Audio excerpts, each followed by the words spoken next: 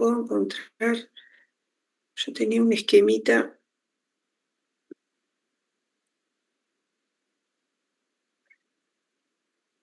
Aparte, puntualmente yo pensaba, tanto en el reenvío de primer grado y segundo grado, parto de la base que estoy con la referencia máxima, Sí, claro, ¿no? siempre. Para que haya reenvío, o sea, la palabra es, para que haya reenvío, es porque el derecho designado como aplicable nos está volviendo a mandar a través de su norma de conflicto a otro derecho, que Ah, puede ser el mío o puede ser el de otro estado, patata. según cuál sea el punto de conexión.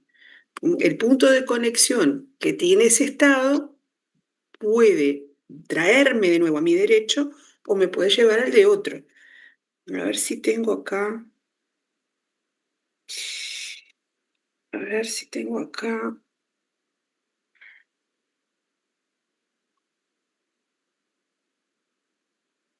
Yo tengo acá. A ver si la puedo abrir.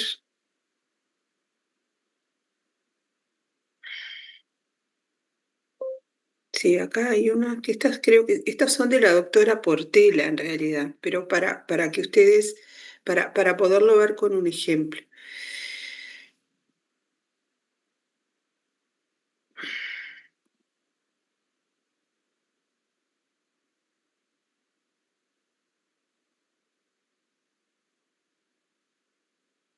A ver, un segundito.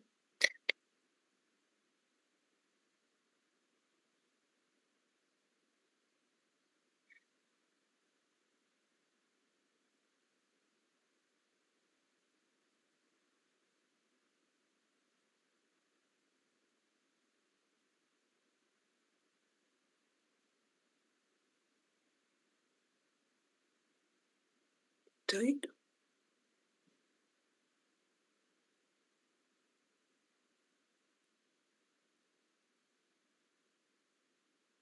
Pero estoy.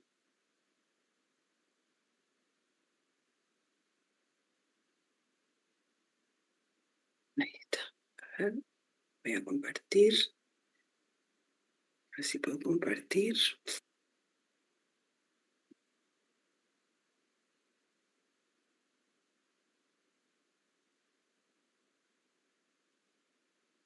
Bueno,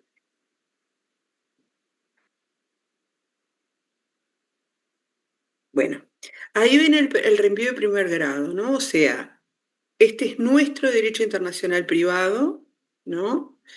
El nuestro, que dice, por ejemplo, que la capacidad se regula por la ley del domicilio, ¿sí? Nosotros aplicamos nuestra norma de conflicto, nuestro DIP, la parte de nuestro derecho, ¿sí? Que contempla las relaciones privadas internacionales. Ahí tenemos una norma de conflicto que dice que la capacidad se regula por la ley del domicilio. Esta norma nuestra nos envía, como dice acá la flecha, nos envía a el derecho internacional privado del domicilio, ¿sí? Al derecho internacional, perdón, al derecho del domicilio.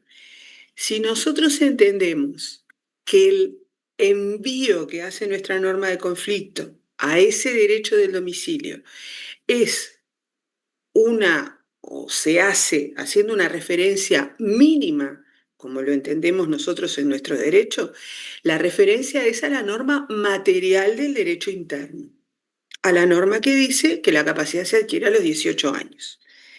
Ahora, para quienes son partidarios del reenvío o para los derechos de los estados que entienden que existe reenvío, esto es porque se hace una referencia máxima, es decir, no solo al derecho interno, sino al derecho internacional privado de ese estado del domicilio.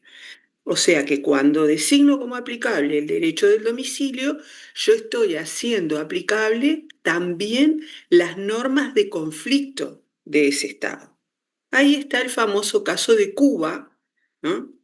El ejemplo del uruguayo domiciliado en Cuba, que ponía Alfonsín, donde mi norma de conflicto dice que la ley aplicable a su capacidad es la ley del domicilio. Ese uruguayo está domiciliado en Cuba, por lo tanto la ley aplicable es la ley cubana. Pero el derecho interno cubano, no, para quienes entienden que hay reenvío, lo que es aplicable es el derecho internacional privado cubano. El derecho internacional privado cubano dice que la capacidad se rige por la ley de la nacionalidad. Entonces, ¿qué es lo que ocurre? Si yo hago aplicable las normas de derecho internacional privado cubano, que dicen que la capacidad se rige por la ley de la nacionalidad, entonces la norma cubana hace un reenvío al derecho de la nacionalidad, que es el uruguayo, ¿no? O sea, la norma de conflicto cubana remite al derecho uruguayo. Eso es un reenvío de primer grado, porque la regulación vuelve desde el estado enviado, que en este caso es Cuba, al primer estado. ¿Ah? Hay dos puntos de conexión diferentes. El del estado que envía, ¿sí? Que es Uruguay, con su norma de conflicto que dice que es aplicable el derecho del domicilio, y hay un estado, el derecho de un estado que reenvía, que devuelve la regulación, porque dice que la ley aplicable es la ley de la nacionalidad. Ese es el reenvío de primer grado. El reenvío de segundo grado es lo mismo, solo que acá interviene un tercer ordenamiento jurídico. Es decir, podríamos tener el caso eh, de un uruguayo domiciliado en Cuba, pero que, a ver, ¿qué podríamos decir? Domiciliado en Cuba, pero que vamos a suponer, pero que contrata en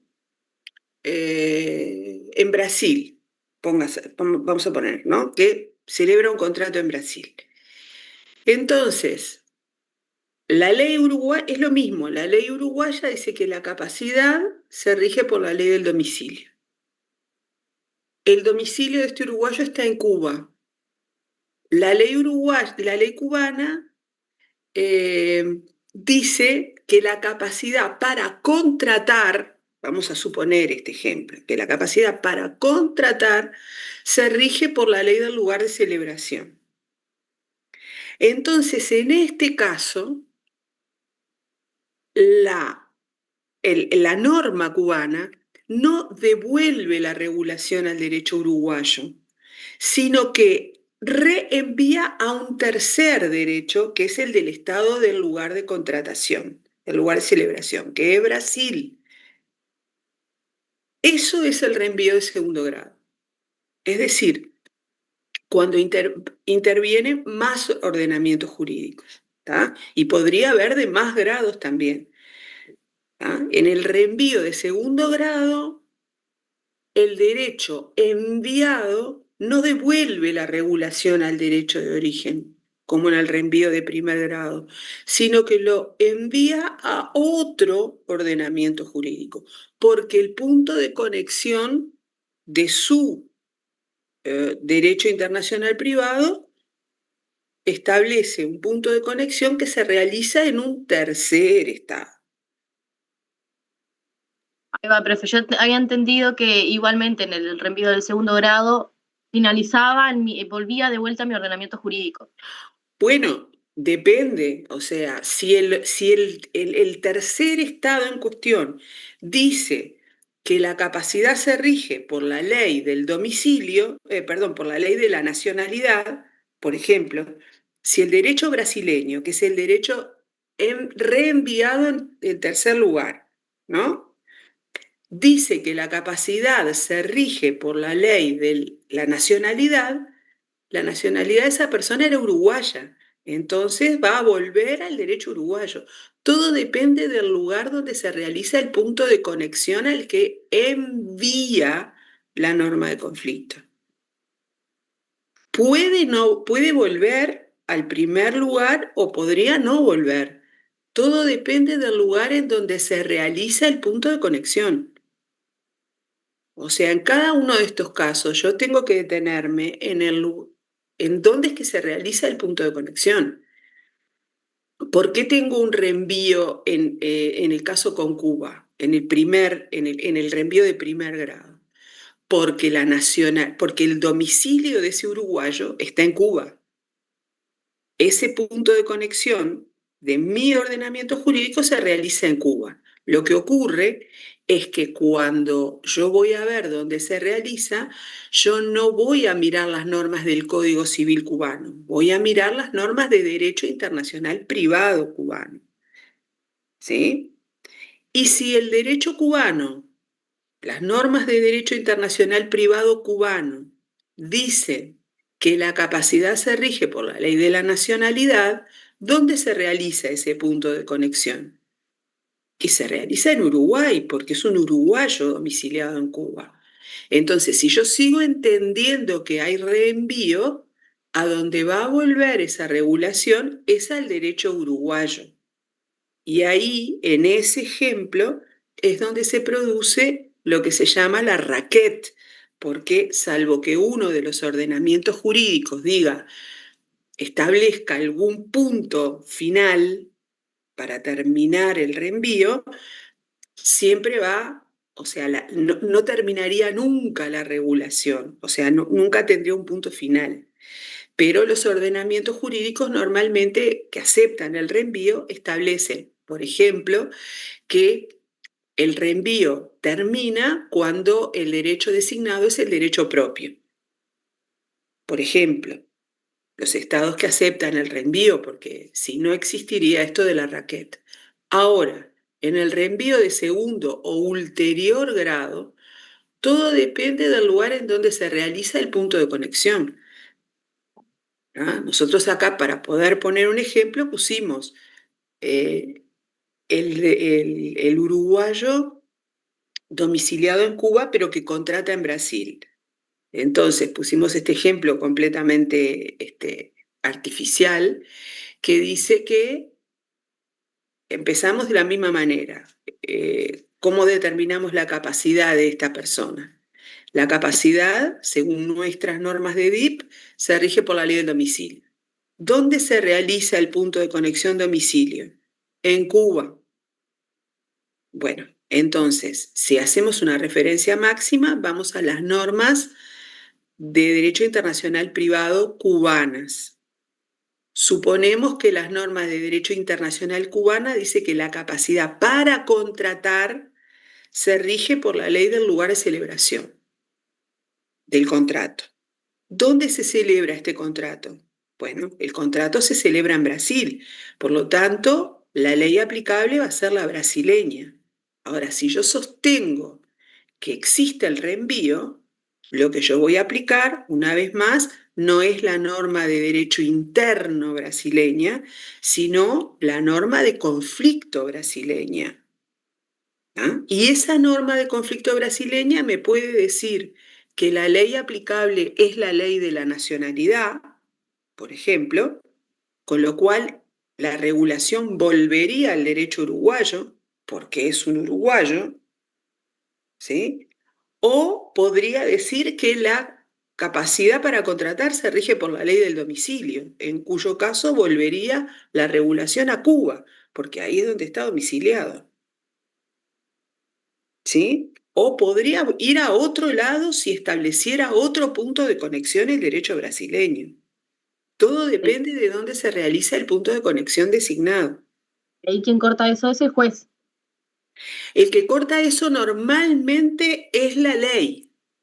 Ah, Normalmente los estados que admiten el reenvío establecen también mecanismos para pararlo,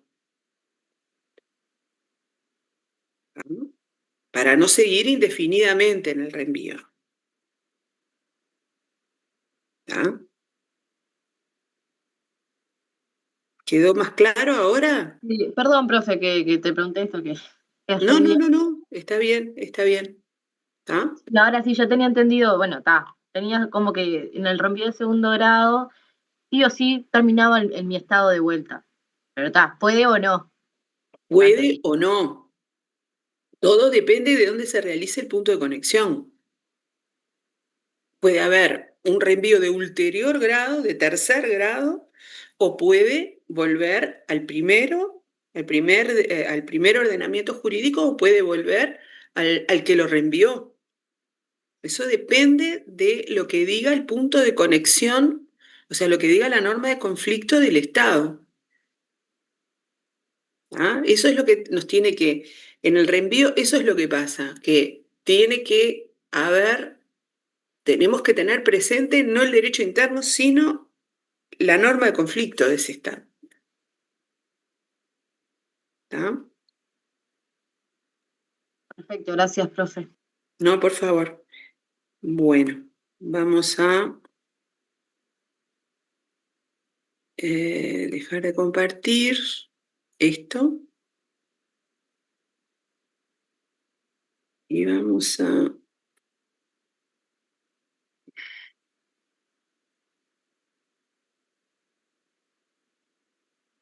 volver a nuestro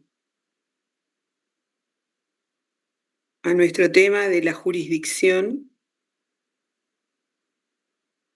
Mm,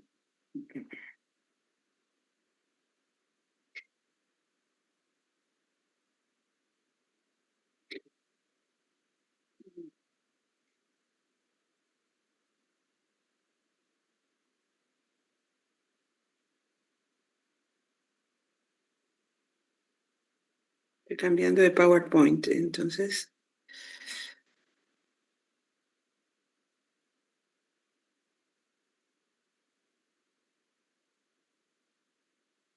Bueno, muy bien. Ahora sí, vamos a compartir de nuevo. Y ahí vamos a ir a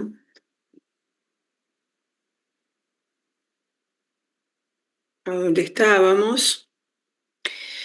Habíamos visto los criterios de jurisdicción y ahora lo que vamos a hacer es ver un poquito rápidamente, hacer como un compendio de lo que habíamos visto como ejemplos de de distintos criterios y los vamos a ver unidos en en las normas, ¿no?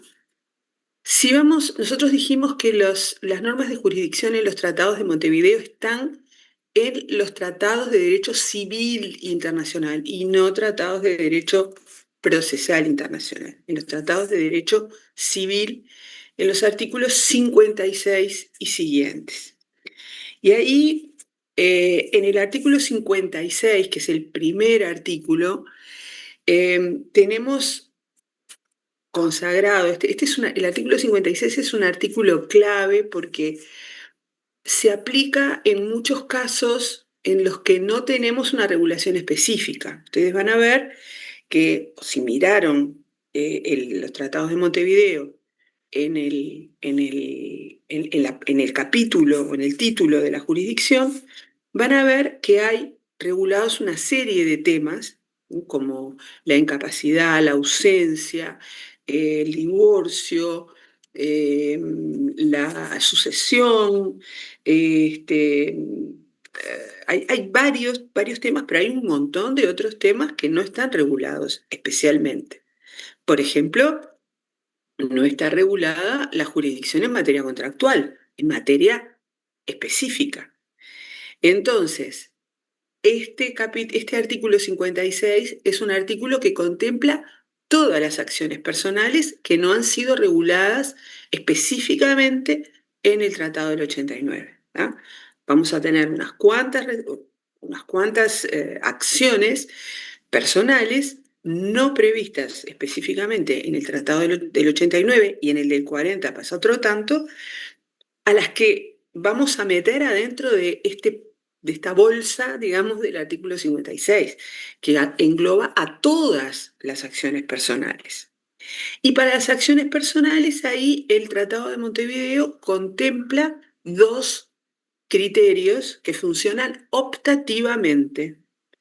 Uno, el criterio objetivo indirecto o criterio ACER, que se acuerdan que hacía depender la determinación del juez competente de la ley aplicable, por un lado, y por el otro lado el criterio del domicilio del demandado, ¿no? O sea que en materia de acciones personales tenemos una opción, el actor tiene una opción de acudir a los jueces cuya ley resulta aplicable o a los jueces del domicilio del demandado. ¿Está claro esto? Después nos vamos a encontrar con toda una serie de, como dice acá, categorías específicas, como les decía, la incapacidad, la declaración de ausencia, el divorcio, la nulidad del matrimonio, las sucesiones, las acciones reales o mixtas. Para todas esas acciones, el legislador adoptó un criterio objetivo directo, es decir, atendiendo al objeto de la acción, estableció directamente cuál es el juez competente. Por ejemplo, para las acciones reales o mixtas que tienen que ver con los bienes, el juez eligió como criterio el del lugar de situación del bien. ¿Sí? Para las sucesiones también eligió como juez competente el juez del lugar de situación del bien. Para declarar la ausencia de una persona, el legislador eligió el domicilio, el último domicilio del presunto ausente. ¿Sí? O sea, eligió apuntando al objeto de la acción, eligió directamente quién era el juez competente. ¿Sí? ¿Alguna pregunta de esto?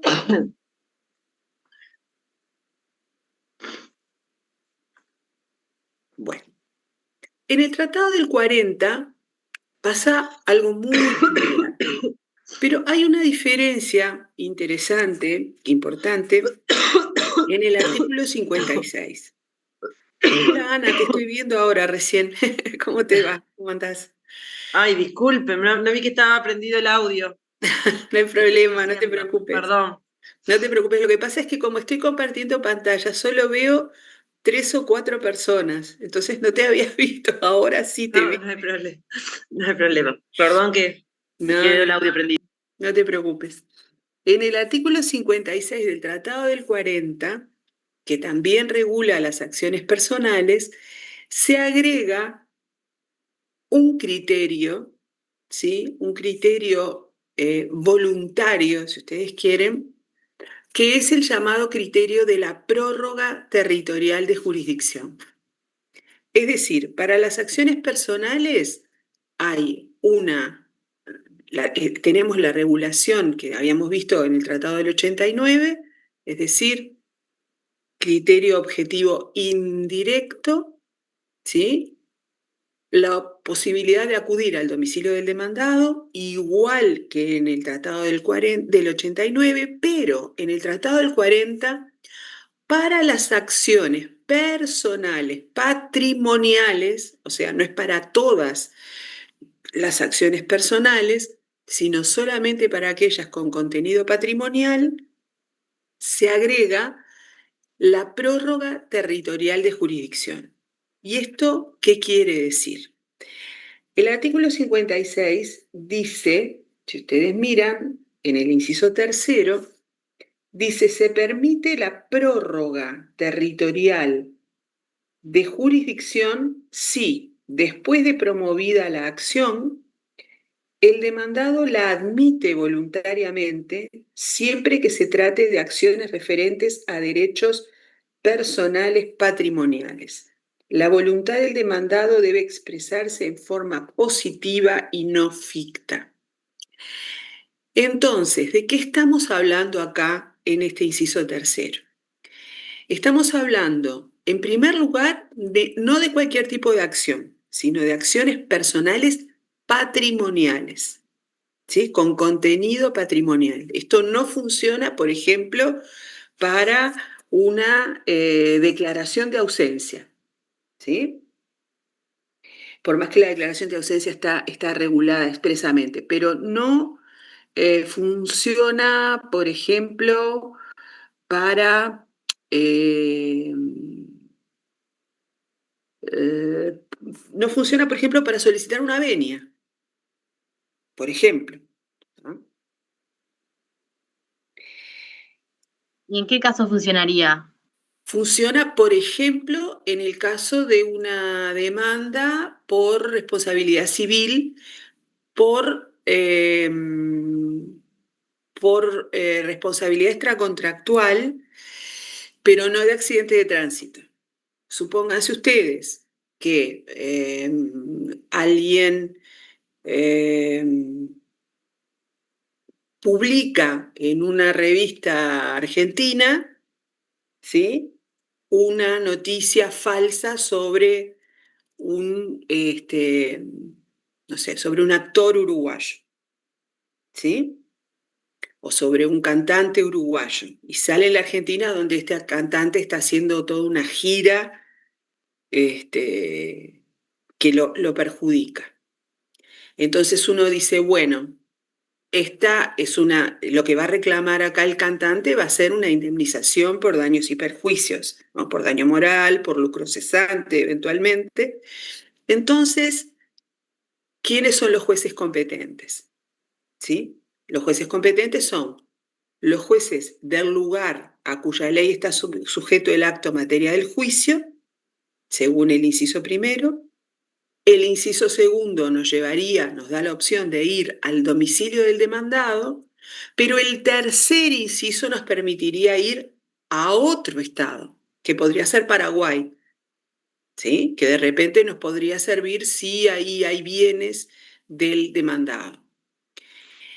Esta es una acción con contenido patrimonial, porque yo estoy reclamando, ¿verdad? Estoy haciendo una demanda en la cual estoy reclamando una indemnización por los daños sufridos por esa publicación.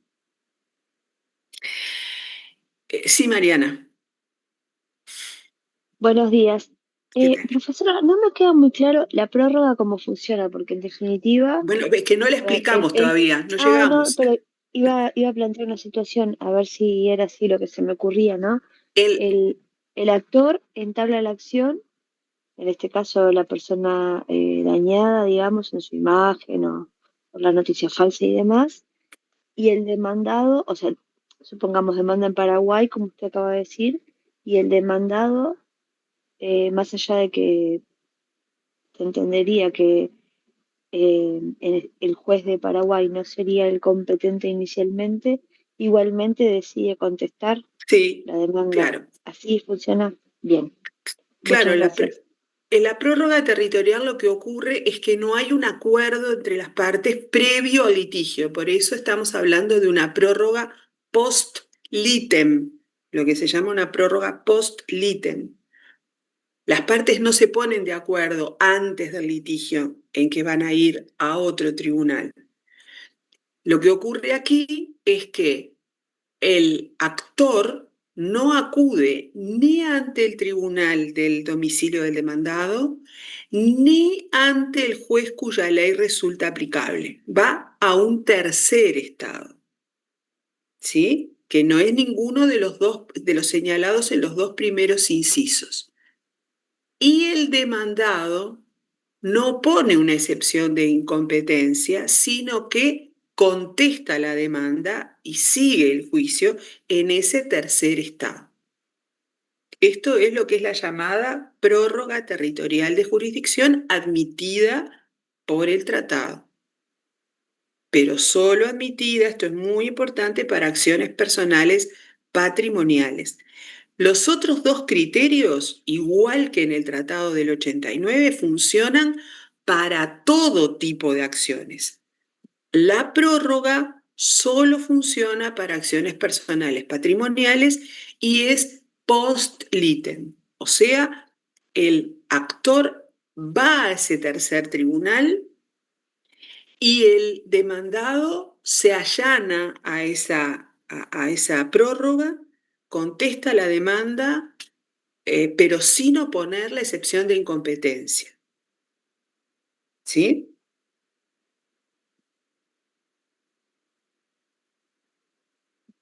¿Está claro esto? Este criterio de la prórroga lo vamos a ver no solamente acá, aparece también, por ejemplo, en materia de alimentos, en la Convención Interamericana sobre Obligaciones Alimentarias, dándole otra opción más al acreedor de alimentos, ¿sí? De presentarse, darle otra oportunidad, otro tribunal más en donde pueda presentarse. Va a aparecer en varios textos, en varios tratados, va a aparecer esta prórroga territorial de jurisdicción. ¿Tá? Y luego vamos a tener las mismas, para las demás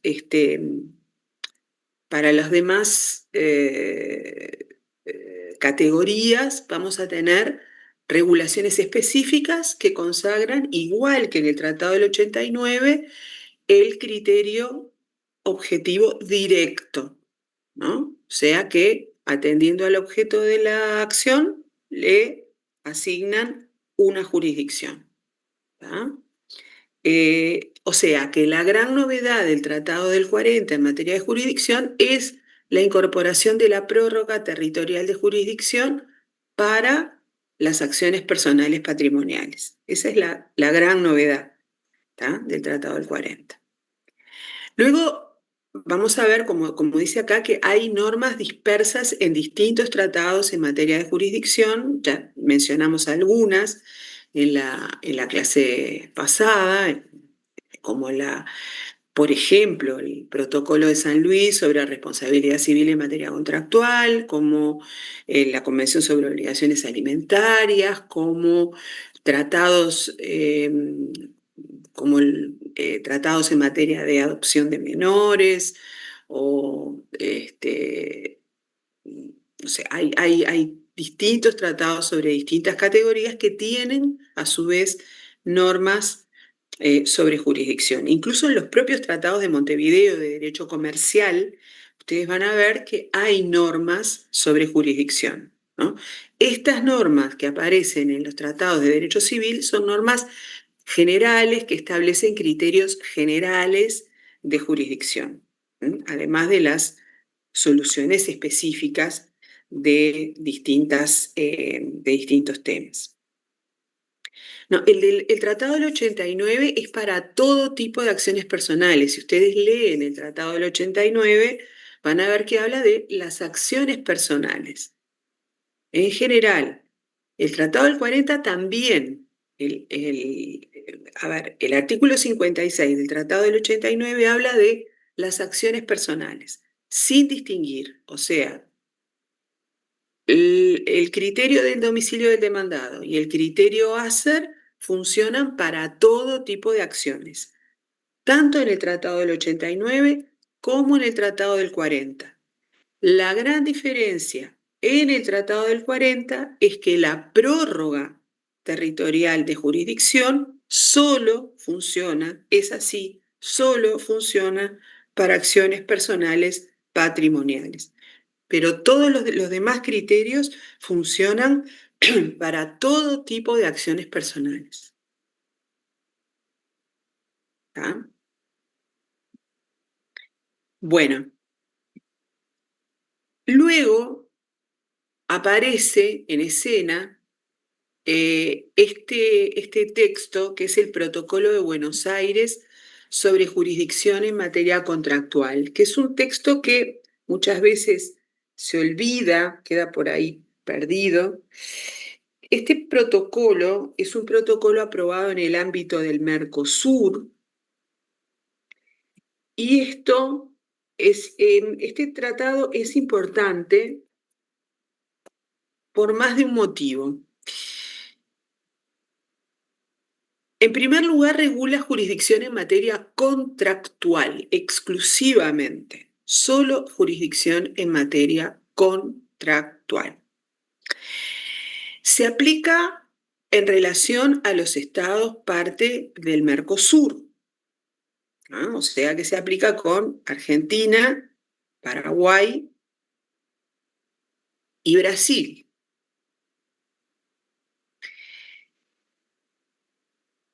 Esto tiene una consecuencia con respecto al Tratado del 40. Ustedes se acuerdan que el Tratado del 40 está vigente con Argentina y con Paraguay. Si nosotros unimos estas dos ideas, lo que nos tiene que quedar presente es que en materia contractual, de jurisdicción en materia contractual, no aplica más el Tratado del 40 entre las partes, que son Argentina, Paraguay y Uruguay. Entre esos tres estados está vigente en materia contractual el Protocolo de Buenos Aires. ¿Ah?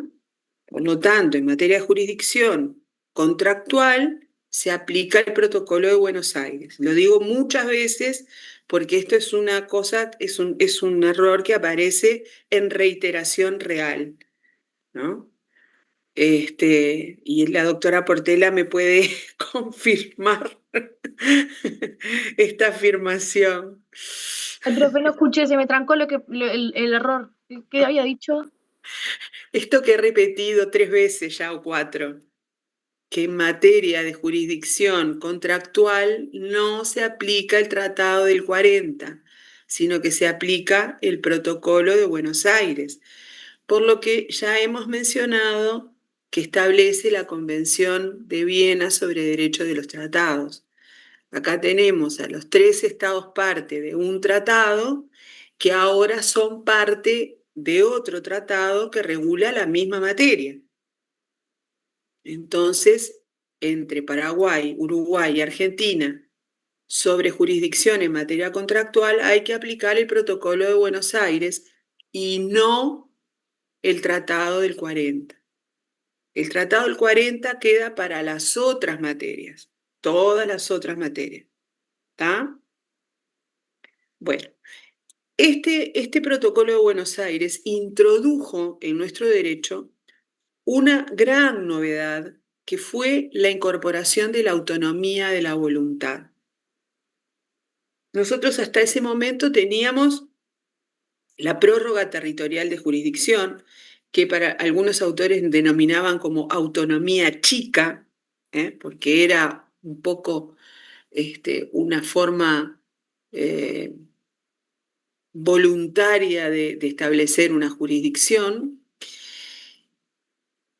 pero de lo que estamos hablando en el Protocolo de Buenos Aires es de la posibilidad de que las partes se pongan de acuerdo en cuál va a ser el juez competente, que es distinta a la prórroga territorial de jurisdicción. Acá las partes se ponen de acuerdo antes de que se produzca el litigio, antes de la controversia.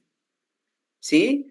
Ustedes se acuerdan que decíamos en el Tratado del 40 que una vez presentada la acción por el actor ante un tercer tribunal, el demandado la aceptaba. Bueno, acá estamos hablando de otra cosa. Acá estamos hablando de cómo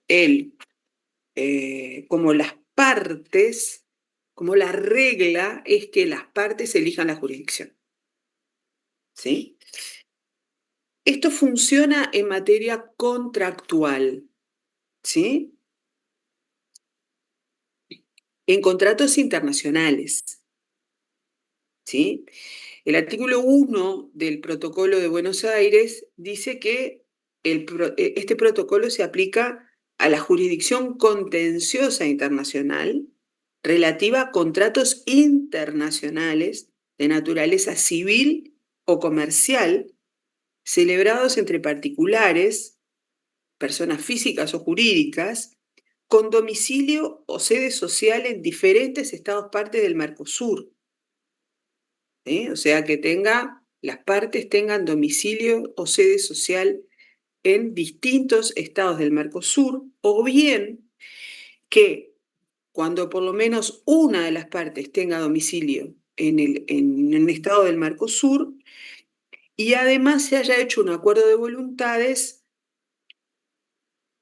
de elección de juez en favor de un juez de un estado parte del Mercosur, o sea, que las partes hayan elegido a un juez del estado del Mercosur y exista una conexión razonable según las normas de jurisdicción del protocolo, ¿no? O sea, esto quiere decir que esa elección de ese juez del Mercosur no puede ser una elección caprichosa, sino que debe existir una conexión razonable de todo ese caso con el Mercosur, ¿no? Pues si es un contrato que celebra una persona jurídica, una sociedad comercial brasileña con una empresa china y el contrato está destinado a cumplirse en la China, y las mercaderías se encuentran en, no sé, en Estados Unidos, ese contrato no tendría razón de ser, o sea, la elección de un juez del Mercosur, porque el único vínculo con el Mercosur que tiene es que una de las partes es brasileña, o sea, tiene su domicilio o sede social en Brasil, pero todos los demás datos de ese contrato están situados fuera del Mercosur. Si existe una conexión razonable de ese contrato con el Mercosur, entonces existirá una conexión razonable, una jurisdicción razonable, al señalar como competente a un juez de un estado del Mercosur. El Protocolo de Buenos Aires excluye algunos contratos que tienen características especiales, son acuerdos de familia o contratos administrativos, laborales, de transporte, con consumidores, que son contratos que tradicionalmente escapan a la autonomía de la voluntad, ¿no? O sea, son contratos, el contrato laboral es un contrato que está como protegido por las legislaciones de los países, lo mismo los contratos con consumidores. Los contratos que versan sobre temas de familia son contratos que escapan a la autonomía de la voluntad. Esto lo vamos a ver cuando veamos contratos, escapan a la autonomía de la voluntad porque también la regulación es preceptiva en general. Los contratos de transporte y de seguros tienen una regulación autónoma, por eso quedan excluidos de este ámbito de aplicación del Protocolo de Buenos Aires.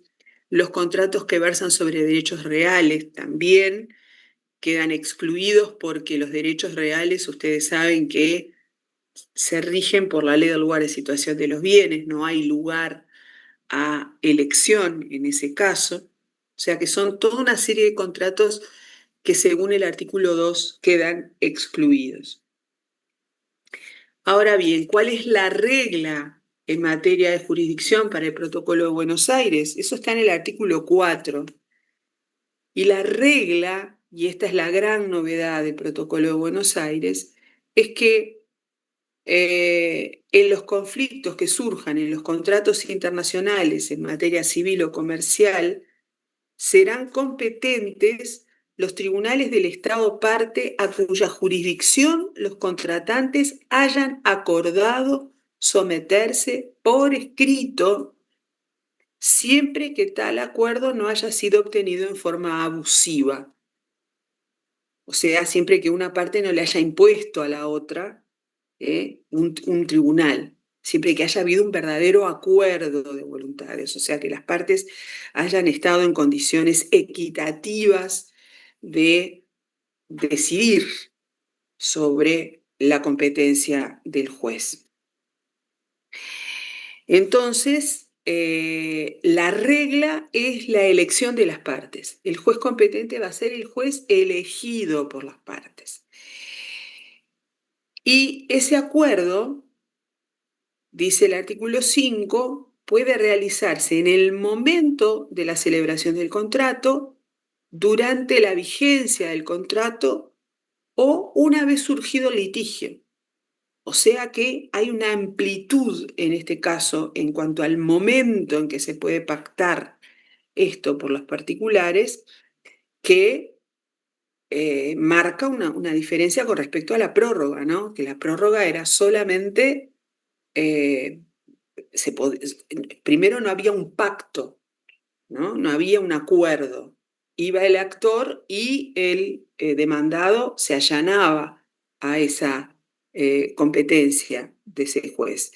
Acá hay un acuerdo, o sea, hay una manifestación de voluntad de ambas partes que puede ser en el momento del contrato mismo o puede darse con posterioridad al contrato en un documento que sea exclusivamente, que refiere exclusivamente al acuerdo de voluntades en materia de jurisdicción, o incluso pueden ponerse de acuerdo las partes una vez surgida la diferencia entre ellas. ¿Tá?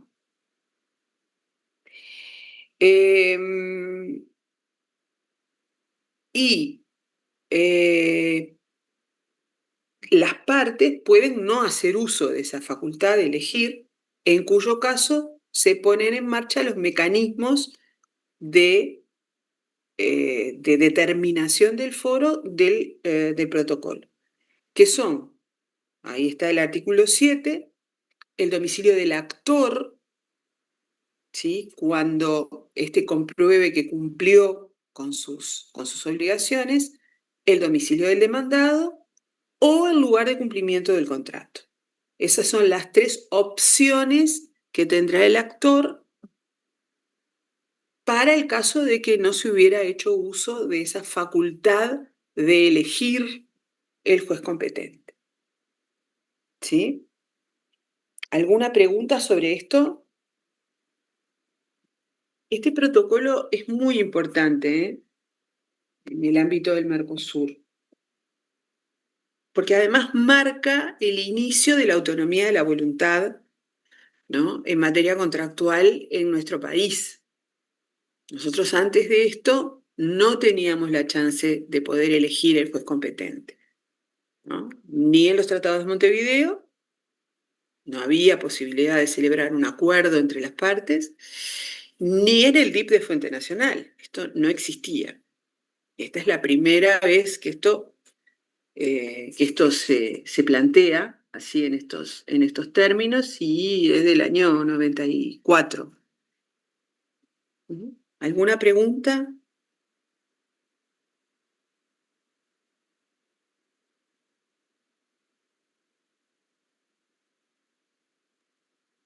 Sí, profesora, disculpe. A mí no me quedó claro el tema de si las partes no se ponen de acuerdo. Me colgué ahí. Si ¿Se las partes no se aplica? ponen de acuerdo, Sí, la ley tiene una solución que funciona subsidiariamente, ¿no? O sea, no es, las perdón, partes tienen la posibilidad, la regla es que el juez competente es el juez elegido por las partes. sí, Si las partes no hacen uso de esa facultad que les da el tratado, entonces el tratado le dice, bueno, si ustedes no hacen uso de esta facultad de elegir, entonces las posibilidades son estas. El actor puede ir ante el juez del domicilio del actor, de su propio domicilio, ante el juez del domicilio del demandado o ante el juez del lugar de cumplimiento del contrato. lo del artículo 7 entonces, porque me Es el quedaba en la artículo cabeza. 7, sí, es el artículo 7. Sí, bien, muchas Es una gracias. solución que funciona subsidiariamente, a falta de elección de las partes. Y acá me dicen, el artículo 60 de la ley 19.920 sigue la misma fórmula del artículo 4 del Protocolo de Buenos Aires, por lo que veo. Sí, en cuanto a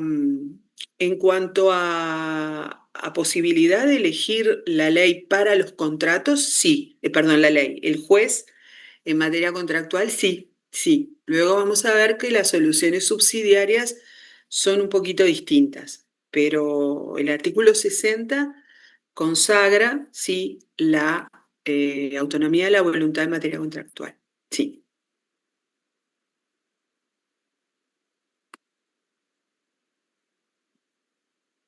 Bueno, entonces, vamos a la ley general. Nosotros, antes de la ley general, teníamos el apéndice del Código Civil, que tenía una norma muy sintética, el 2401, muy cortita, que consagraba el criterio objetivo indirecto, el criterio Asser o el domicilio del demandado. ¿Tá? Y el domicilio del demandado funcionaba para acciones personales patrimoniales. O sea que básicamente el criterio que más extendido en nuestro DIP de fuente nacional era el criterio objetivo indirecto, el criterio ASA. Sabíamos la ley, sabíamos el juez. Eso era básicamente nuestras normas en materia de jurisdicción, más allá de que en normas específicas de determinados temas podía haber alguna norma particular sobre jurisdicción. Con la ley general viene toda una revolución en nuestro DIP de Fuente Nacional, tal vez sea el capítulo más revolucionario de nuestro DIP de Fuente Nacional, todo lo que refiere a jurisdicción, porque se incorporan criterios que antes no existían, ¿sí?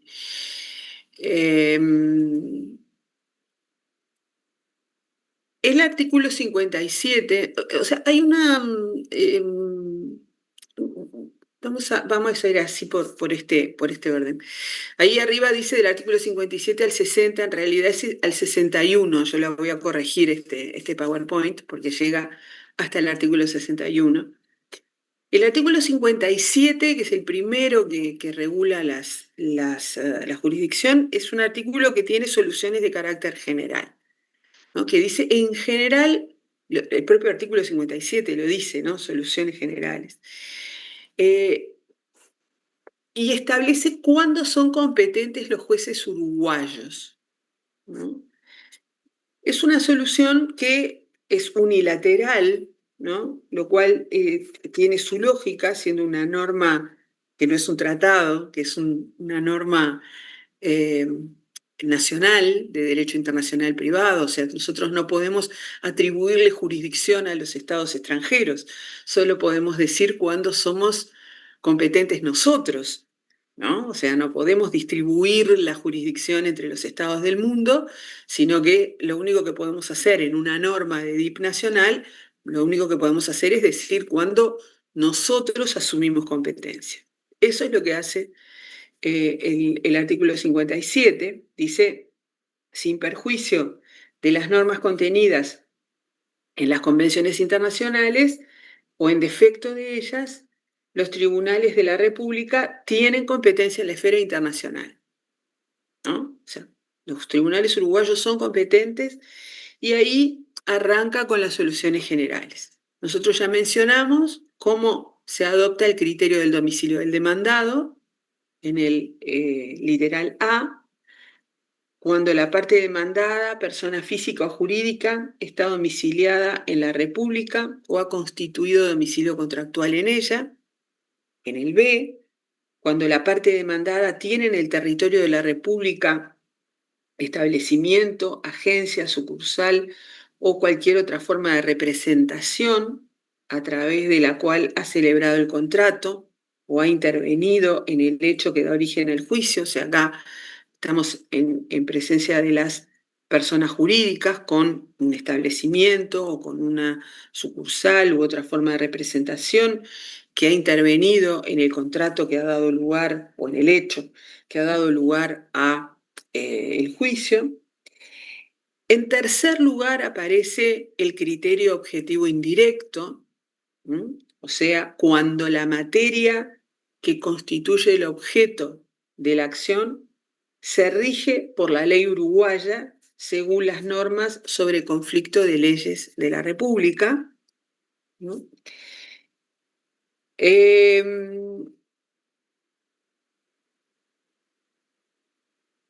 Tenemos voy a saltar, porque después voy a ir al literal D y al E, pero voy a saltar al G, que no está incluido acá no lo puse especialmente en el PowerPoint, pero el G, fíjense que dice, en caso de acciones personales, cuando el demandado, después de promovida la acción, comparezca en el proceso ejerciendo actos positivos de defensa sin cuestionar la jurisdicción internacional del Tribunal de la República en el momento procesal pertinente.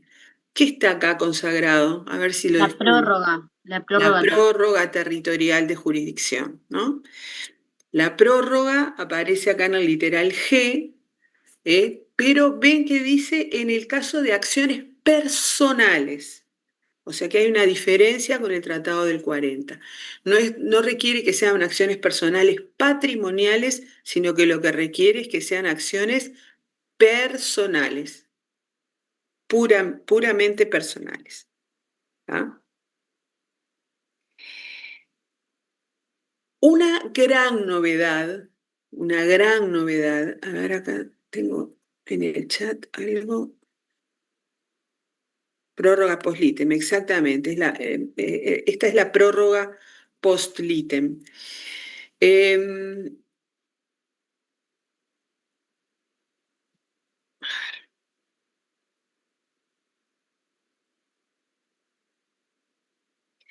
En el artículo, en el literal H, aparece una gran novedad, que es el llamado foro de necesidad, que viene a resolver el problema que se acuerda que planteábamos en la clase pasada de las contiendas negativas de competencia. O sea, cuando ningún Estado resultaba tener competencia para entender en un determinado caso. ¿Se acuerdan el ejemplo de la sucesión con España que habíamos puesto? Que el juez uruguayo no asumía jurisdicción porque acá no había bienes y el juez español no asumía jurisdicción porque el causante había fallecido con último domicilio en el Uruguay. Ahí ningún juez era internacionalmente competente. En España había una norma como esta. En España, cuando nos hicieron la consulta, recuerdo en el cónsul uruguayo en Madrid, nos había hecho la consulta y en España había una norma como esta, pero en el Uruguay no la teníamos. Hoy tenemos este literal H, que tiene la enorme virtud de evitar la denegación de justicia. Para que funcione el literal H, tiene que darse una serie de requisitos, todos ellos se tienen que dar. Y ese artículo dice lo siguiente, o sea, dice que los jueces uruguayos van a asumir jurisdicción cuando, aún careciendo de competencia en la esfera internacional según otras normas de la presente ley, se cumplan acumulativamente los siguientes requisitos. O sea que se tienen que dar todos los requisitos. 1. La intervención del tribunal sea necesaria para evitar denegación de justicia. O sea que si el tribunal uruguayo no asume jurisdicción, esa persona no podría acudir a ningún otro tribunal. Segundo, que la causa se revele de imposible juzgamiento en otro estado o no sea posible razonablemente exigir que la demanda sea promovida en el extranjero. ¿Ah? O sea que otro Estado tampoco tiene jurisdicción, ¿sí? Y que además, o sea, porque sus normas también, o sea, por lo que establecen sus normas de jurisdicción, ese Estado no podría asumir jurisdicción o no sería posible razonablemente exigir que el actor se traslade a ese otro Estado para promover la demanda. Tercero, que el caso tenga vínculos relevantes con la República. Evidentemente, si el caso no tiene ninguna conexión con el Uruguay, el juez uruguayo no va, aunque se den los otros requisitos, el juez uruguayo no va a asumir competencia. Tiene que tener vínculos relevantes con la República. Cuarto, que sus tribunales estén en condiciones de garantizar el debido proceso. Quinto, que la sentencia que se dicte sea susceptible de cumplimiento o ejecución. O sea que todos estos requisitos se tienen que dar en forma conjunta para asumir esta competencia que no es la regular, la normal, porque regularmente, como el propio literal I lo dice, el literal H, perdón, lo dice, no podría asumir jurisdicción. No, el juez uruguayo no tendría jurisdicción. Por eso se llama foro de necesidad. Es un foro que se prevé precisamente para evitar que se produzca la denegación de justicia. ¿Sí? ¿Alguna pregunta sobre esto?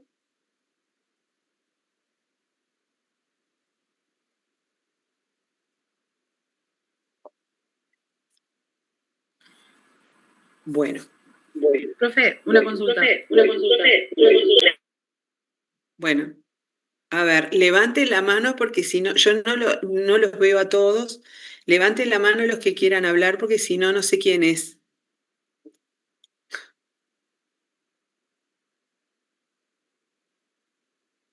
Soy yo, pero no sé por qué. Bueno, a ver, Stephanie. ¿Cuál fue el inciso que dijo que si el juez uruguayo no asumía la competencia, no podían presentar la demanda en ningún otro lugar? ¿Podría hablar un poquito más cerca del micrófono? Porque la verdad que no le oigo. ¿Cuál fue el inciso que dijo que si el juez uruguayo no asumía la competencia, no podían presentar la demanda en ningún lugar? Bueno, no entendí muy bien, me sonó como un poco borroso. Este juez uruguayo en este caso asume competencia cuando se constata esta situación, estas 5 situaciones. No es un juez internacionalmente competente, porque si el juez uruguayo pudiera asumir competencia de acuerdo con alguno de los demás criterios, no hace falta recurrir a este criterio, ¿no? Si el juez uruguayo, si la posición del juez uruguayo entra dentro de alguno de los requisitos, de alguno de las hipótesis contempladas en la ley de derecho internacional privado, ese juez va a asumir jurisdicción en función de ese criterio. Esto funciona cuando, aplicados esos criterios, el juez uruguayo no tiene competencia. Pero no tiene competencia el juez uruguayo ni tiene competencia otro juez. O el juez que tiene competencia, que podría tener competencia, no es razonable, como dice acá, no es posible razonablemente exigir que la demanda sea promovida en el extranjero. ¿Ah? Esto podría ser, estoy pensando un caso que de repente podría ser una demanda laboral, pónganle ustedes, por más que las demandas laborales están contempladas ahora en la ley general, pero una demanda laboral en la que el trabajador tuviera que ir a litigar a China, por ejemplo, ¿no? O sea, y pongo el ejemplo de lo laboral o de un consumidor, ¿sí? Porque uno piensa que ese consumidor o ese trabajador tiene medios reducidos para litigar, ¿no? Y litigar en un estado donde hay un idioma diferente, donde la idiosincrasia es diferente, plantearía para ese trabajador costos, o para ese consumidor, costos y necesidades que pueden exceder la pretensión que ese trabajador o ese consumidor está reclamando, ¿no? No sé si venía por ahí la pregunta, porque como no la escuché muy bien. Igual,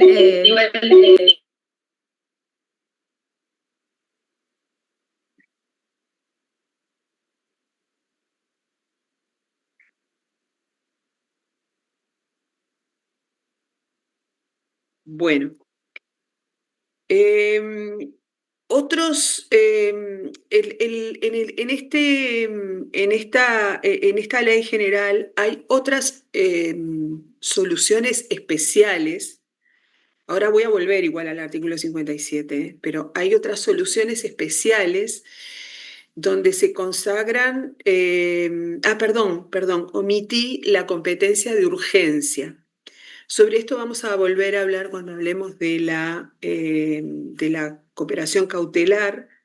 La competencia de urgencia es una competencia excepcional también, que está consagrada en el artículo 57, literal I, para adoptar medidas provisorias o conservatorias, dice, aun cuando no sean competentes para conocer en el fondo del asunto. Esto contempla la situación de medidas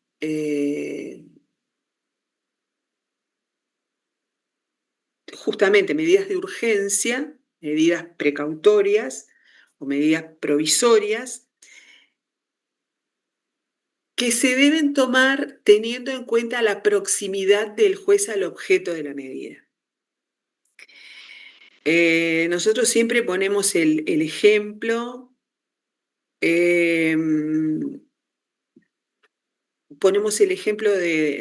lo ponemos en el caso de la competencia de urgencia en la Convención Interamericana, pero ponemos el ejemplo de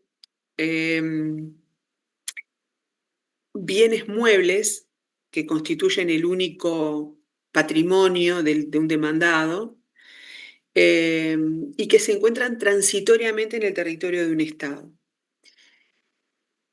No se puede pedir una medida cautelar regular que implica acudir al juez uruguayo para que el juez uruguayo envíe una solicitud de cooperación al juez de ese estado. Pónganle ustedes, en este caso que no tenemos tratado, pónganle con Chile, ¿no? Y que se trata de el ejemplo que siempre ponemos, los camiones de una empresa transportista que se encuentran en ese momento en territorio chileno, ¿no?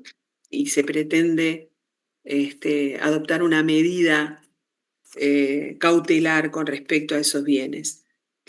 Si nosotros le pedimos al juez uruguayo que pida la traba de embargo de un bien, de un bien que, por ejemplo, se encuentra en venta en otro estado, o el caso de los camiones que se encuentran transitoriamente en el territorio de ese país y que van a salir de ese país en breve, ¿sí? Porque se están moviendo. Mientras nosotros le pedimos al juez uruguayo que adopte la medida cautelar y el juez uruguayo le pide al juez de ese estado que la haga efectiva, esos bienes desaparecieron del patrimonio del demandado. Entonces, en estos casos se contempla lo que se llama la competencia de urgencia, que es una competencia excepcional para que el juez del estado en donde esos bienes se encuentran pueda adoptar él directamente la medida, sin que haya todo el trámite de solicitud de cooperación cautelar. El juez ahí solo tiene competencia para tomar la medida por un tiempo. Ese juez tiene que comunicarle al juez de lo principal que ha adoptado esa medida, ¿sí? Medida de urgencia, y con una vigencia territorial exclusivamente dentro del territorio de ese estado y por un periodo de tiempo determinado. Le comunica al juez que está entendiendo en el fondo de la cuestión o establece que se podrá iniciar, que se establece un plazo para iniciar la acción principal en caso de que ésta no se hubiera iniciado. Es por lo tanto entonces, como su nombre lo indica, una competencia de urgencia, una competencia que lo que tiende es a evitar la frustración de la medida. ¿Ah? El juez no tiene competencia para nada más que eso, para tomar esa medida puntual, concreta. No es necesariamente el juez competente para entender en el fondo de la cuestión. Es un juez que asume competencia basándose en su proximidad al bien objeto de la medida. Es el juez que está más cerca de la persona o del objeto sobre el que recae la medida. ¿Sí? Ese es el fundamento de esta competencia de urgencia. ¿Ah? Está consagrado también en el artículo 535 del CGP, está consagrado lo vamos a ver en la Convención Interamericana sobre Medidas Cautelares. ¿Ah? Es una competencia especial, excepcional. Profe, Sí. perdón, en este caso sería, por ejemplo, si fuera un juicio que se está llevando a cabo en Chile y en Uruguay están transitoriamente esos bienes, que el juez uruguayo va a poder trabar esa medida. Sí, el particular acude directamente al juez uruguayo, o sea, no le pide al juez chileno que tome la medida y que le pida al juez uruguayo que adopte la medida, sino que acude directamente al juez uruguayo para que adopte la medida, fundamentándose en la urgencia y en que el juez uruguayo es el juez del estado en donde esos bienes se encuentran. Perfecto. Transitoriamente, y que existe peligro de que esos bienes desaparezcan, o sea, que salgan del territorio nacional o que salgan del patrimonio del demandado. ¿Sí? Bueno, el artículo 57 consagra otros criterios que tampoco antes estaban en nuestro derecho positivo consagrados expresamente, como por ejemplo el literal D, que dice, para juzgar, los jueces uruguayos son competentes para juzgar la pretensión objeto de una reconvención cuando tenga jurisdicción internacional respecto de la acción que dio mérito a la misma. Estas son hipótesis de lo que el doctor Vescovi llama de conexidad, ¿no? Es decir, el juez uruguayo asumió jurisdicción en una acción, se plantea una reconvención, el juez uruguayo es competente para entender en esa reconvención. ¿Mm? Literal E, para conocer de una demanda en garantía o intervención de terceros en el proceso, siempre que exista conexión razonable entre las pretensiones y no se afecte el derecho de defensa de los terceros citados. O sea, demanda en garantía o intervención de terceros. F. Demandas o pretensiones que se encuentren ligadas por vínculos estrechos a otra a cuyo respecto los tribunales de la República sean competentes en la esfera internacional, cuando exista interés en instruirlas y juzgarlas conjuntamente, a fin de evitar soluciones inconciliables si los procesos se entablaran en distintas jurisdicciones internacionales. Acá teníamos el ejemplo, por ejemplo, de una deuda, de un causante, por ejemplo, que asumen sus herederos y tenemos herederos domiciliados en distintos estados. O sea, la jurisdicción en ese caso no se va a repartir no se va a iniciar una acción ante cada uno de los herederos, sino que es una sola acción que se promueve, ¿sí? Porque la deuda es común. Era una deuda del causante y esa deuda la asumen los herederos de ese causante. Y bueno, creo que ahí tenemos todos los ejemplos. Luego, también aparece regulada la litispendencia. O sea, acá estamos ya hablando de hipótesis especiales. La litispendencia, que tampoco estaba resuelta en el DIP de Fuente Nacional previo a la Ley General, cuando un juicio iniciado previamente con el mismo objeto y causa se encuentre pendiente entre las mismas partes en un estado extranjero, los tribunales de la República podrán suspender el juicio en que están conociendo si es previsible que la jurisdicción extranjera dicte una decisión que pueda ser reconocida en la República.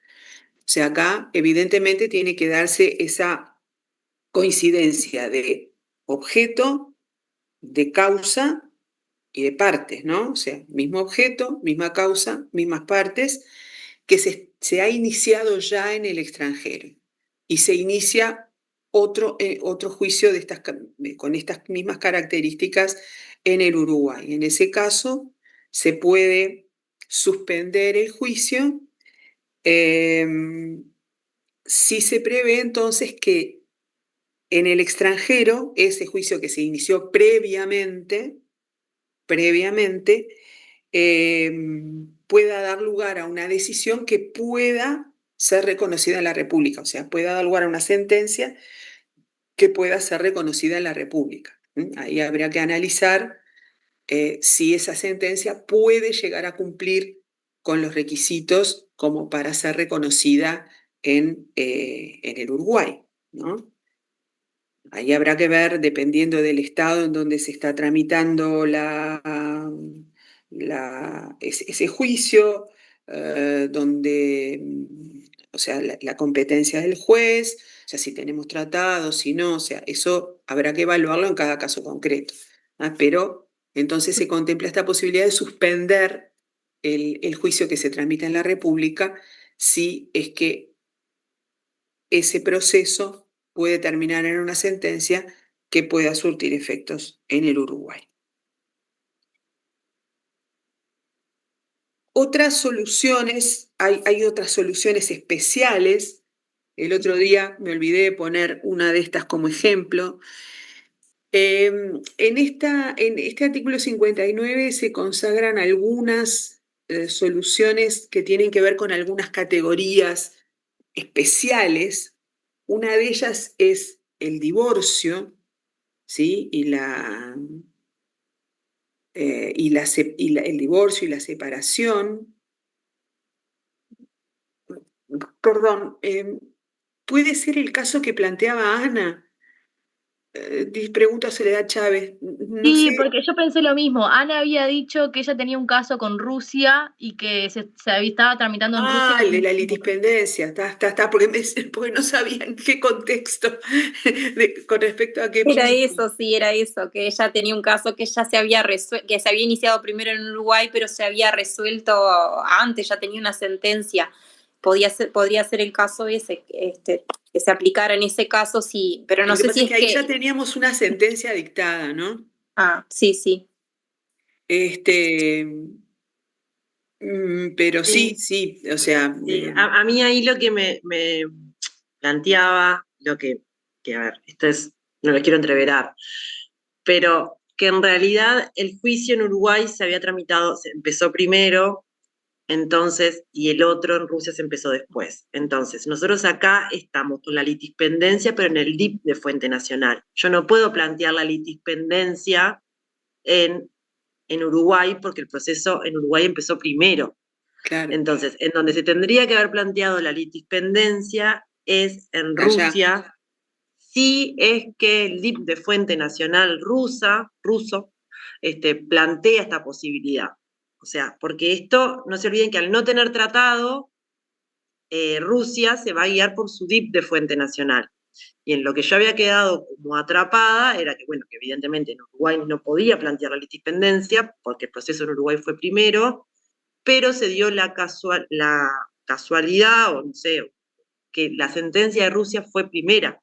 Entonces, ahí ya no es una litispendencia en Uruguay, sino que quizás lo que pueda plantear en Uruguay es una cosa juzgada, porque tengo una sentencia primero en Rusia.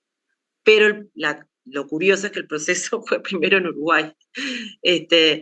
Lo correcto hubiera sido plantear una litispendencia en Rusia si el código, si el DIP de Fuente Nacional rusa lo establece, así lo establece, lo cual desconozco si el DIP de Fuente Nacional rusa lo plantea esta posibilidad de la litispendencia.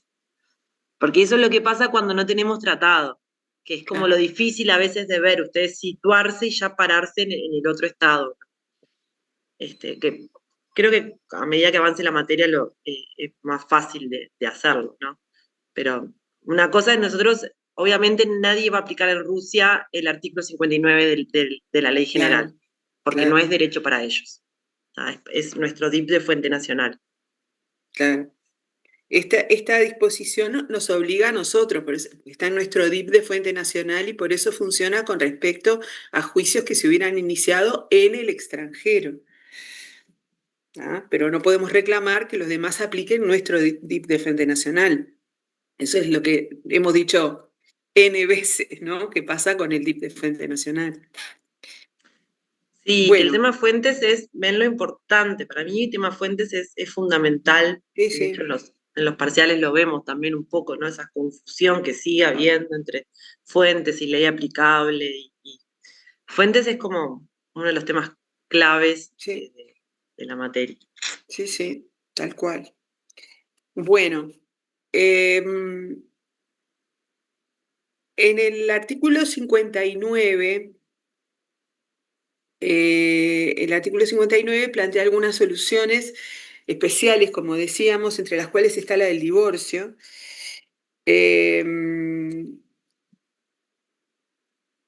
Donde se plantea el criterio del domicilio del actor. ¿Se acuerdan que habíamos hablado cuando hablamos de domicilio conyugal, cuando no había domicilio conyugal, que en materia de divorcio nuestros jueces tradicionalmente, desde los años 40, habían asumido la jurisdicción cuando el actor estaba en Uruguay?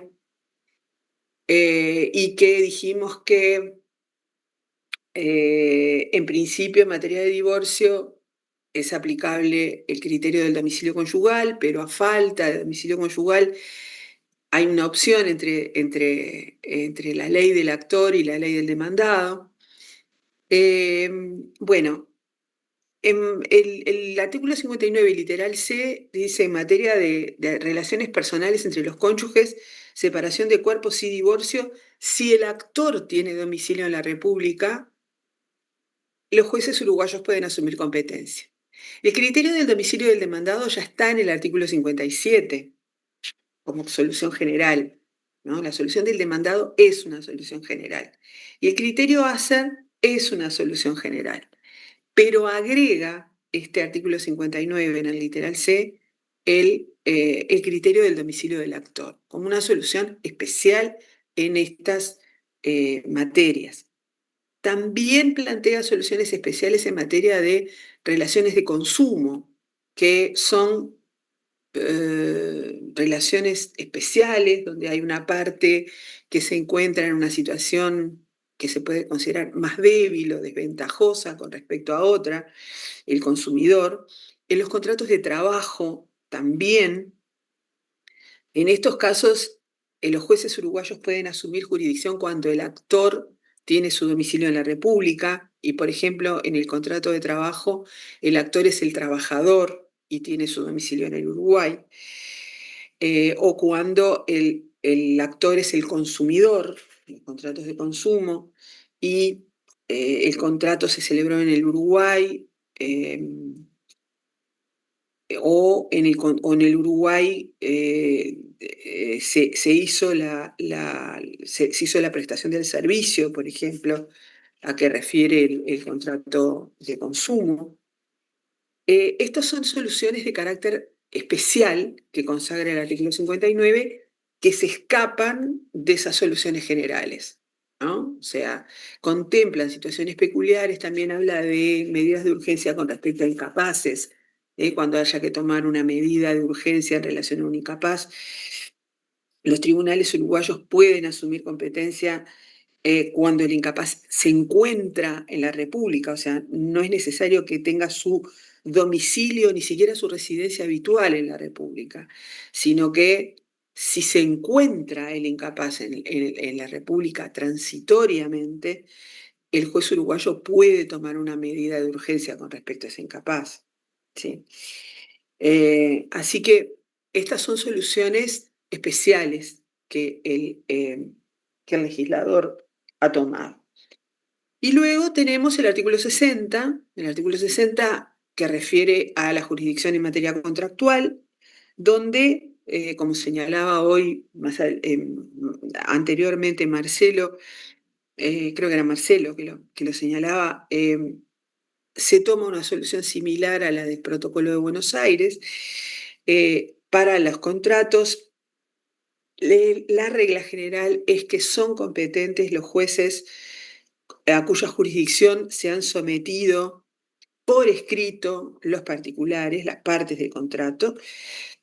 El requisito, igual que pasaba en el Protocolo de Buenos Aires, es que ese acuerdo no haya sido obtenido en forma abusiva, que sea por escrito y que no se haya obtenido en forma abusiva por una de las partes.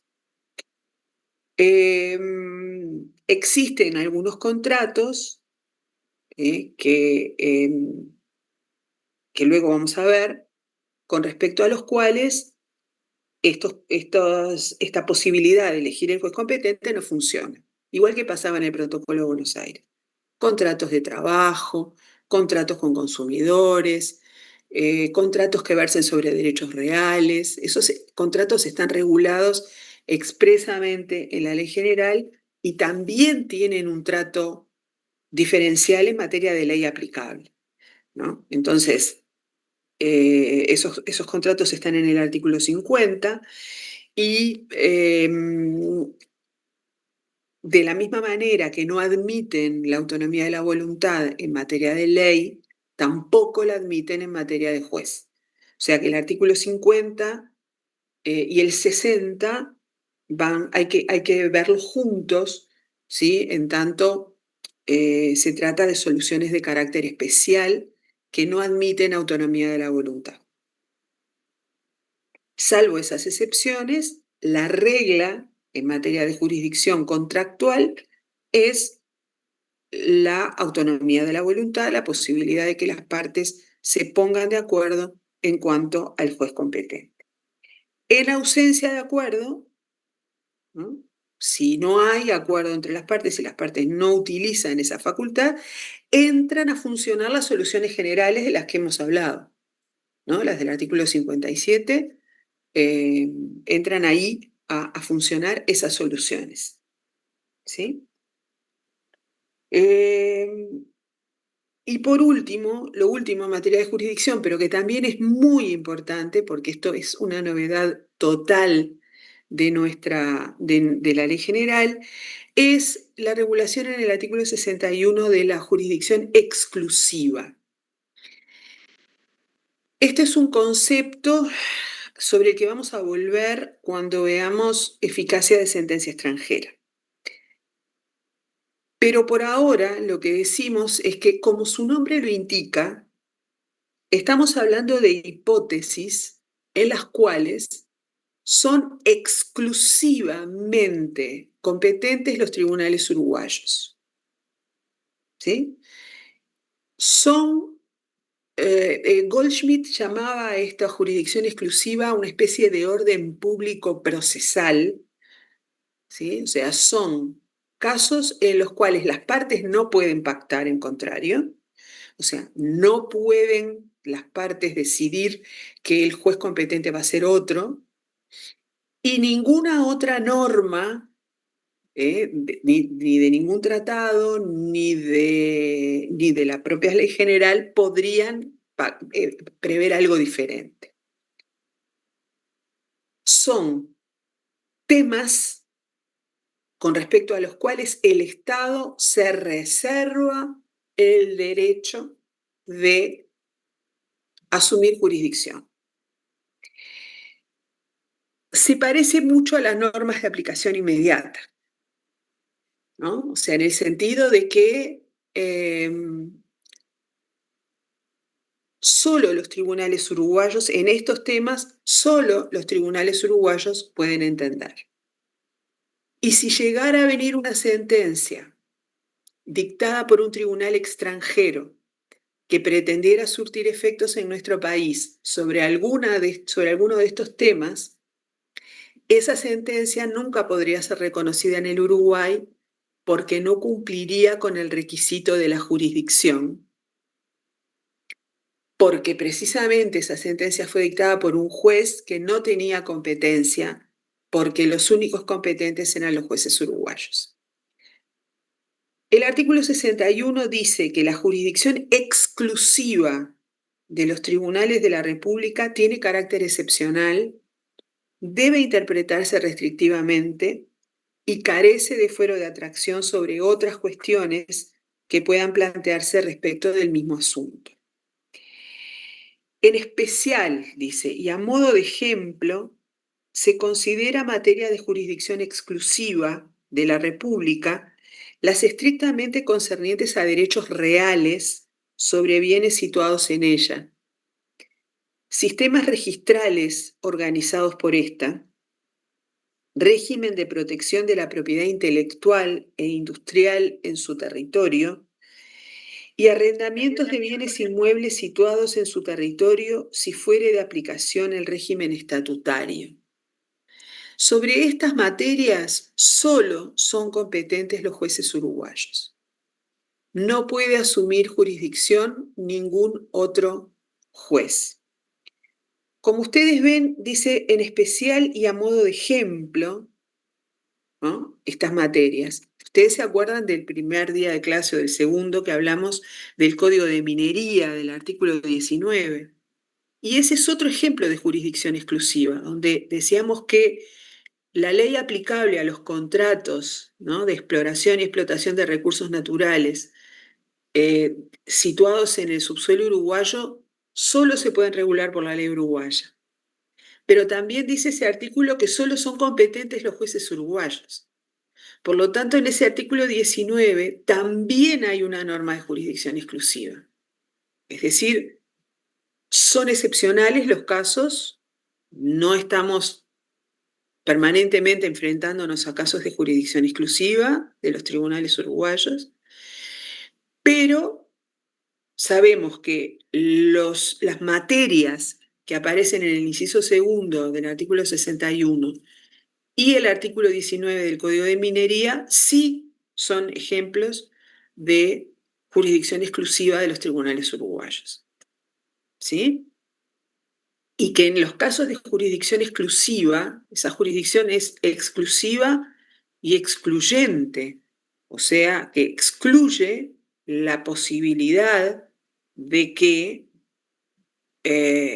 otro tribunal asuma competencia y que pueda dictar una sentencia que pueda surtir efectos en el Uruguay. ¿Sí? Esto es lo mismo que las reservas. ¿Es con respecto a esto que estamos hablando?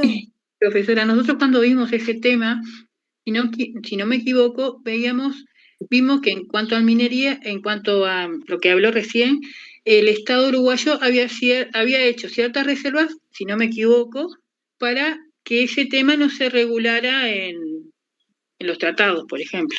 No, en realidad Uruguay no hizo reservas. O sea, Uruguay se reservó.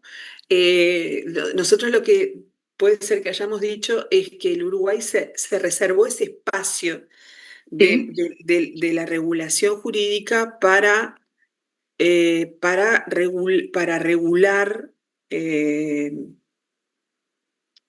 esa materia, o sea, la excluyó de la posibilidad de que un tratado pudiera regularla de otra manera, pero no hizo reservas en el sentido de reserva de un tratado, ¿no? O sea, tal vez utilizamos el verbo se reservó, se guardó, digamos, se guardó el derecho de regular por el derecho uruguayo esas materias, porque entendió que de esa manera era la mejor manera de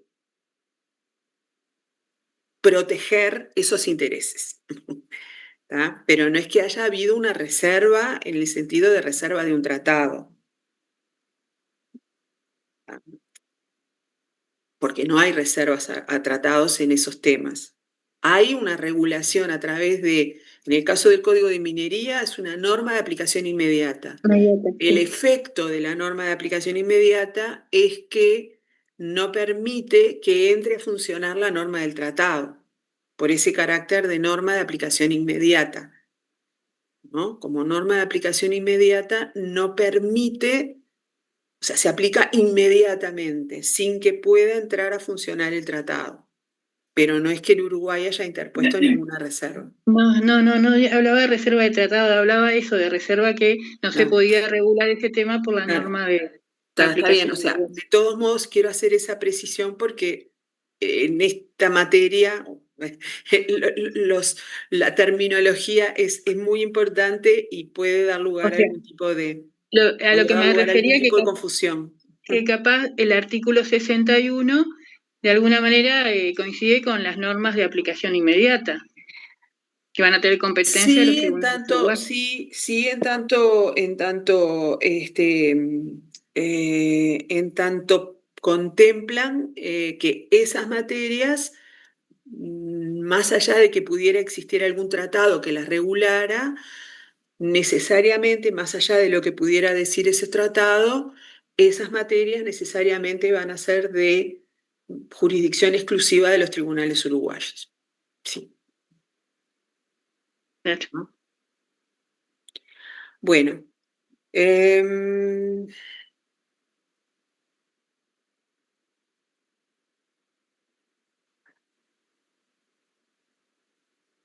Bueno, casos de modificación de competencia. Acá hay incluimos algunos casos de los cuales ya hablamos. Lo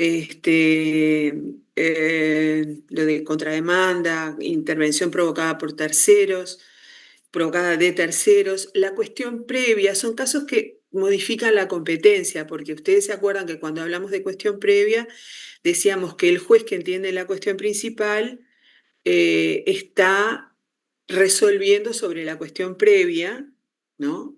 Cuando no tiene competencia para entender en la cuestión previa. Puede estar resolviendo sobre la validez de un matrimonio un juez que no tiene competencia para decidir sobre la validez del matrimonio. Lo hace precisamente a los efectos de resolver una cuestión principal, ¿no? Entonces, por eso ahí decimos que también hay una situación en la que el juez que es competente para entender en lo principal termina resolviendo sobre la cuestión previa para la cual no tiene competencia en la esfera internacional, ¿no? Resuelve esa cuestión previa, por ejemplo, sobre la validez del matrimonio, sobre la filiación, a los efectos de poder resolver la cuestión principal. Y luego, ahí poníamos el caso de la inmunidad de jurisdicción, ¿no? Cuando hay una inmunidad de jurisdicción, el juez que podía ser internacionalmente competente para entender en una determinada demanda, ese juez no asume jurisdicción o no va a entender en ese caso precisamente porque hay allí un tema de inmunidad de jurisdicción, ¿no? de la parte demandada. Que va a oponer esta excepción, ¿no? de inmunidad de jurisdicción. Nosotros les subimos ahí en EVA un PowerPoint sobre el tema de inmunidad porque no nos da el tiempo para desarrollar todo esto, pero para los que quieran profundizar sobre el tema de inmunidad de jurisdicción, ahí está el PowerPoint. Eso es una clase que dimos en el curso del doctor Vescovi hace unos años, hace dos años o 3. Y bueno, y ahí hay como un resumen, incluso hay una referencia a una película que está muy buena, una película que se llama La Dama de Oro, donde se plantea un caso de inmunidad de jurisdicción,